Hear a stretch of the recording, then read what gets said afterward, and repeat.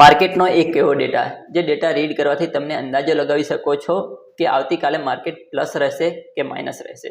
તો આ ડેટા હોય છે એફઆઈઆઈ અને ડીઆઈઆઈનો ડેટા. તો આ વિડીયોમાં આપણે જાણશું કે શું હોય છે એફઆઈઆઈ અને ડીઆઈઆઈનો ડેટા અને આ ડેટા કેવી રીતે રીડ કરવામાં આવે છે.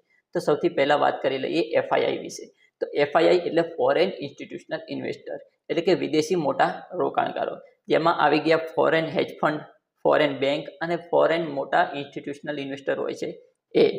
બીજું હોય છે ડીઆઈઆઈ એટલે ડોમેસ્ટિક ઇન્સ્ટિટ્યુશનલ ઇન્વેસ્ટર્સ, એટલે કે જે ઇન્ડિયાની અંદરના મોટા ઇન્સ્ટિટ્યુશન છે, મોટા રોકાણકારો છે એ, જેમાં ઇન્સ્યોરન્સ કંપનીઝ આવી ગઈ, મ્યુચ્યુઅલ ફંડ્સ, મોટી મોટી બેંક્સ અને મોટા ઇન્સ્ટિટ્યુશનલ બીજા રોકાણકારો હોય છે. તો આ બંને વસ્તુ હોય છે એફઆઈઆઈ અને ડીઆઈઆઈ અલગ અલગ. હવે વાત કરી લઈએ આ ડેટા રીડ કેવી રીતે કરવાનો છે. કે જે દિવસે બંને એફઆઈઆઈ અને ડીઆઈઆઈ નેટ બાય કરીને ગયા હોય છે, એટલે પ્લસ ખરીદી કરીને ગયા હોય છે, એ ટાઈમે માર્કેટ પોઝિટિવ રહેવાના ચાન્સ હોય છે.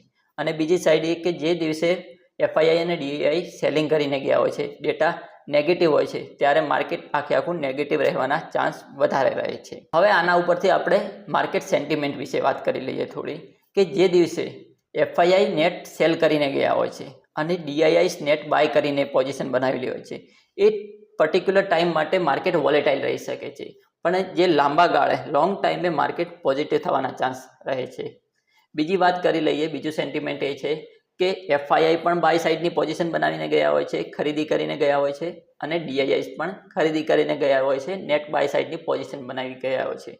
એ ટાઈમે માર્કેટ સ્ટ્રોંગ અપસાઇડની રેલી આપી શકે છે અને માર્કેટ પ્લસ રહેવાના ચાન્સ, પોઝિટિવ રહેવાના ચાન્સ વધારે હોય છે.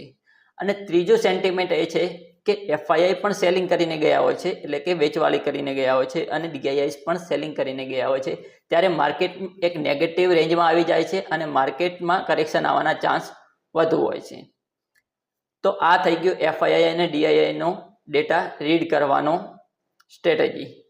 તો આવનારા વિડીયોમાં આપણે જાણશું, લાઈવ માર્કેટમાં જાણશું કે એફઆઈઆઈ અને ડીઆઈઆઈનો ડેટા કેવી રીતે રીડ કરવામાં આવે છે. અને જો આ વિડીયો સારો લાગ્યો હોય તો વિડીયોને લાઇક કરી દો અને ચેનલને સબસ્ક્રાઈબ કરી નાખો.